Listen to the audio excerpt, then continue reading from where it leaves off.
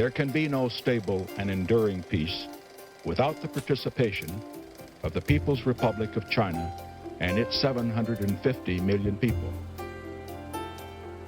In July 1971, President Nixon's then National Security Advisor, Henry Kissinger, made a secret trip to Beijing. It paved the way for President Nixon's historic visit the following year and marked the beginning of normalized relations between the two nations. When we arrived in China, it was one of the most important occasions of our lives. We had, at the time, a common adversary in the Soviet Union.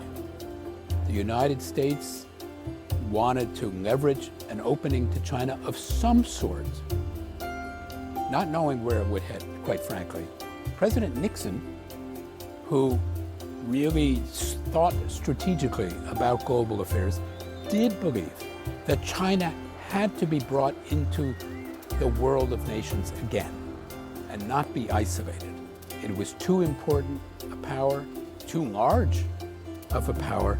It had too much potential simply to be isolated and angry, as one way that President Nixon described. Years earlier, the groundwork for the historic visits was already being laid. In 1970, Mao Zedong invited American journalist Edgar Snow to stand with him at Tiananmen Square.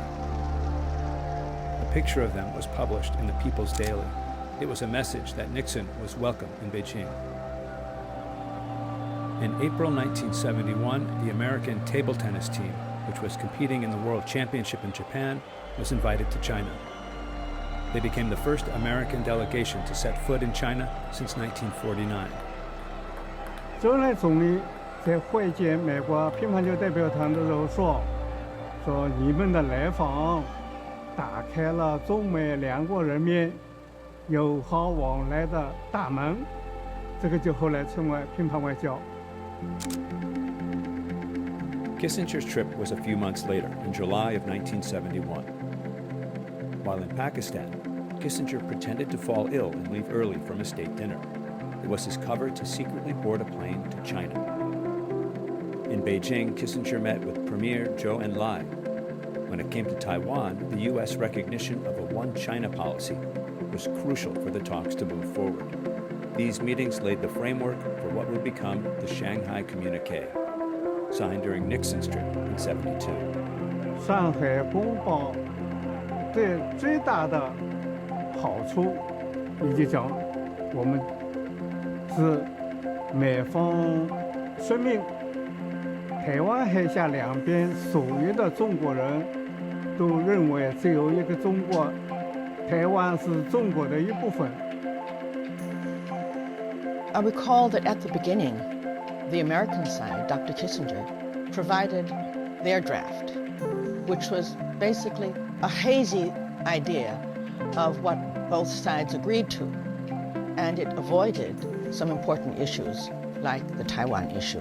So Premier Zhou Enlai came up with a Chinese version, in which was the basic framework of the final communique.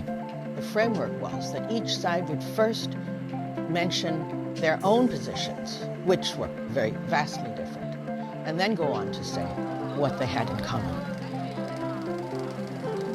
Well, the Nixon trip was symbolically so important because Nixon was historically quite a big critic of China and communism, and it showed pragmatism could work. 1971年3月份，基辛格中期访问。 离开北京的那一天，联合国以绝对多数的票数恢复了中国在联合国的合法地位。这个就说明啊，世界各国绝大多数国家都欢迎中美改善关系，欢迎美国采取积极的步骤。 The importance of the relationship between our two countries remains crucial, and as in fact is more important even than in 1971.